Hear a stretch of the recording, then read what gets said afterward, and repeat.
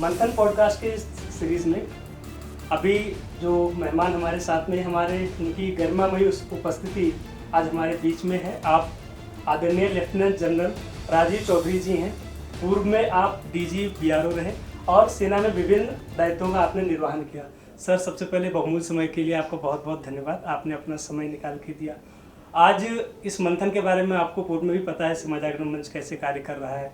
वर्तमान में आज पूरे देश से एनजीओ यहाँ पे इस होटल में इकट्ठा हुए हैं और बॉर्डर को लेके ही चर्चा कर रहे हैं, क्योंकि आपका अनुभव बीआरओ बॉर्डर अगर हम सोचते हैं तो विदाउट बीआरओ हम उसको इमेजिन नहीं कर सकते।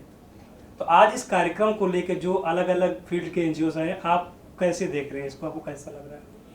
ये पहला तो मैं आपको ये बताना चाहूँगा कि 40 साल की राष्ट्र सेवा के बाद में मैं पिछले साल सितंबर में रिटायर हुआ हूँ और इस आमंत्रण के लिए मैं सीमा जागरण मंच को धन्यवाद करना चाहता हूँ कि उन्होंने मुझे यहाँ पर बुलाया और मैं इस चीज़ को समझ सका कि कैसे सीमा जागरण मंच पिछले 40 सालों में 15,000 किलोमीटर की लैंड बॉर्डर्स पर और 7,500 किलोमीटर की कोस्टल बॉर्डर्स पे काम कर रहा है और किस तरह का काम कर रहा है और किस तरह से वो लोगों को उसके साथ में जोड़ रहे हैं।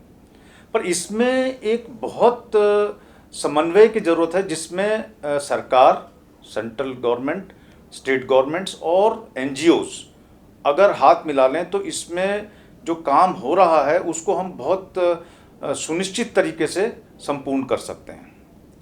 पहला मैं ये बताना चाहूँगा कि सीमा सड़क संगठन, जिसका मैं महानिदेशक था 3 साल के लिए, सीमा और सड़क ये दोनों बहुत ज़रूरी हैं। सीमा की सुरक्षा और सड़क, जैसे मैं मानता हूँ कि सड़क हर प्रकार के विकास की रीढ़ की हड्डी है। अगर सड़क है तभी जल जाएगा, तभी इलेक्ट्रिसिटी जाएगी, तभी शिक्षा जाएगी, तभी हेल्थ जाएगी, तभी टूरिज्म जाएगा। सब कुछ सड़क के ऊपर चलता है।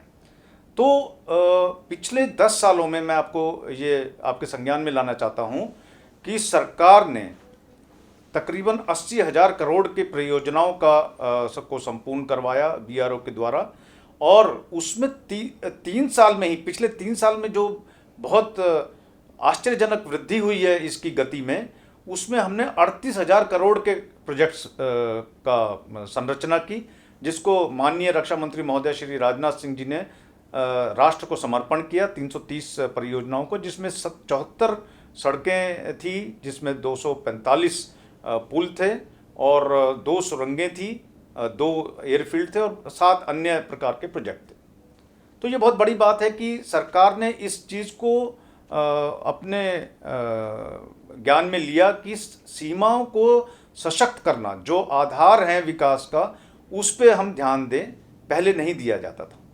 हमने कई ऐसे संसार के रिकॉर्ड तोड़े हैं। 9 रिकॉर्ड पिछले 3 साल में टूटे हैं, जिसमें सबसे प्रमुख है संसार पे सबसे ऊंची मोटरेबल सड़क को बनाना उमलिंगला पर, जो 19,024 फुट पर स्थित है, जिसने चिशुमले और देमचौक को जोड़ा। देमचौक एक ऐसी जगह है जहाँ से नज़दीकी जो टाउन है हानले, बहुत छोटा टाउन है, वो भी टाउन की संज्ञा में आता है, लेकिन बहुत छोटी जगह है।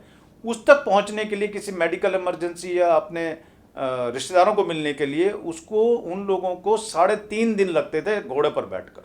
आज वो सड़क बनने से उनको 3.5 घंटे लगते हैं। तो उनके जीवन का जो परिवर्तन है उसको समझना हमने बहुत ज़रूरी है। इसी तरीके से सारे बॉर्डर विलेजेस में, आप हिमाचल में जाएं, लाहौल स्पीति 6 महीने तक कट ऑफ रहता था। रोहतांग पास बंद हो जाता था, लोग नहीं जा सकते थे।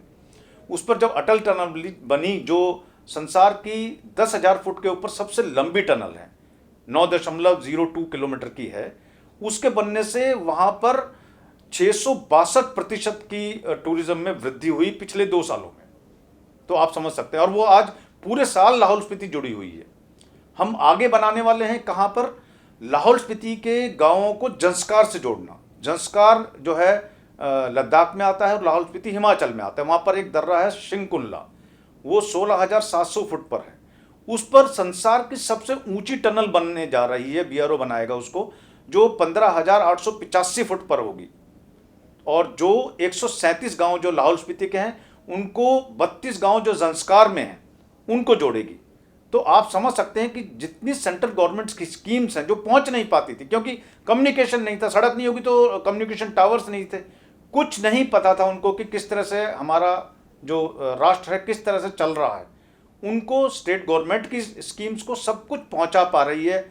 एजुकेशन, जैसे अभी हम सुन रहे थे कि एजुकेशन सब चीज़ों का मूलभूत एक जड़ है जिससे सब चीज़ें उभर कर आती हैं, वो नहीं थी वहाँ पर स्कूल्स नहीं थे। और मैं उत्तराखंड की बात करूं तो जॉलिंगोंग एक जगह है जहां पर गुंजी कुट्टी जॉलिंगोंग 15,000 फुट पर है। उन पर वहां पर रंग समुदाय के लोग नीचे आ जाते थे सर्दियों में जब बर्फ़ पड़ती है, टनकपुर में और बाकी समतल जगहों पर। अब वो सड़क बनने से वहीं पर रहते हैं, बल्कि विंटर्स में भी वहाँ पर टूरिज़्म हो रहा है। वहाँ पर आदि कैलाश को देखने के लिए लोग जाते हैं। हमारे प्रधानमंत्री महोदय वहाँ पर अभी 10 अक्टूबर 23 को गए और वहाँ पर लोगों से बातचीत की। और माना एक, जिसको हम पहले अंतिम गांव बोलते थे, अब प्रधानमंत्री महोदय 22 अक्टूबर 2022 को वहाँ पर गए और हमारी इकाई में रहे और उन्होंने उसको बोला प्रथम गांव। उसके बाद से ये प्रथा शुरू हुई कि जितने भी हमारे आगे के गांव हैं उनको प्रथम गांव बोला जाए। 10 अप्रैल 2022 को माननीय गृह मंत्री जी श्री अमित शाह जी किबिथु गांव गए, जो चाइना बॉर्डर पर बिल्कुल सटा हुआ है। वहां पर रहे और वहां से 662 वाइब्रेंट विलेज प्रोग्राम का फेज़ 1 का उन्होंने इनॉग्रेशन किया, जिसमें 4,800 करोड़ भारत सरकार ने उसके लिए एलोकेशन किया है फंड्स का, जिसमें 2,500 करोड़ केवल सड़कों के निर्माण के लिए। तो ये मॉडल विलेजेस को बनाने की जो सरकार ने मुहिम रची है, इसके अलावा भी बहुत गांव हैं जिनको हमने देखना है, जिसमें सीमा जागरण मंच बहुत काम भी कर रहा है और आगे जो प्रयास हैं वो और तेज होंगे। उसके साथ ही एक विलेज है हुरी, अरुणाचल प्रदेश में, जो 75 वर्षों में अपनी तहसील दामिन से नहीं जुड़ा हुआ था और अपने डिस्ट्रिक्ट कुमे से नहीं जुड़ा हुआ था। वो सब कुछ वहाँ पर जितनी भी सब्जी थी, मेडिसिन थे, वो हेलीकॉप्टर से भेजे जाते थे। तो हमने वहाँ पर सड़क बनाई 278 किलोमीटर की हुरी गांव में। और मैं जहाँ पर भी सड़क बनती थी, मैं पहले जाके उन लोगों से बात करता था। तो मैंने उनसे पूछा कि इस सड़क बनने से आपके जीवन में क्या अंतर आया। तो वहाँ पर लोगों ने बताया कि हमारे गांव की जनसंख्या 200 थी, जो घटकर 49 रह गई थी। जब ये सड़क बनी है तो लोग वापस आ गए हैं, बल्कि और ज़्यादा लोग वापस आ गए हैं, 300 हो गई है। वहाँ पर एक प्राइमरी स्कूल खुल गया है, पहली बार वहाँ पढ़ते ही नहीं थे लोग, और प्राइमरी हेल्थ सेंटर आ गया है। और सबसे बड़ी बात है, मैंने गांव बूढ़े जो मतलब सरपंच जैसे बोलते हैं वहाँ पर उनसे पूछा कि भाई आप बताएं इसके बारे में कुछ। वो कहते हैं हमने पूरे जीवन में हेलीकॉप्टर देखा, हमने पूरे जीवन में गाड़ी नहीं देखी थी, तो पहली बार गाड़ी वहाँ पर गई। तो इस तरह के जो बदलाव आए हैं इन लोगों के ज़िंदगी में, वो सब सीमा जागरण मंच और NGOs मिलकर सरकार के साथ में अगर हाथ मिलाकर बहुत तेज़ी से चले तो इनके जीवन जो विकास के फल हैं हमारे राष्ट्र के, वो इन तक पहुंच सके। तो इस तरह की बहुत कहानियां हैं, जैसे जिसके बारे में हम बात कर सकते हैं, TCC, टाकसिंग, लामांग, गेलिंग, जो गांव कभी जुड़े ही नहीं हुए थे सड़कों से, वो जुड़ गए हैं, लोग जाने लगे हैं, लोग टूरिज्म में जाते हैं उनको देखने के लिए, किस तरह का वहाँ पर नेचर है, किस तरह के धार्मिक स्थल हैं। धार्मिक स्थलों को बहुत जोड़ा BRO ने। 4 धाम का जो प्रोजेक्ट है वो BRO कर रहा है। तो इस तरह के प्रयास BRO ने किए।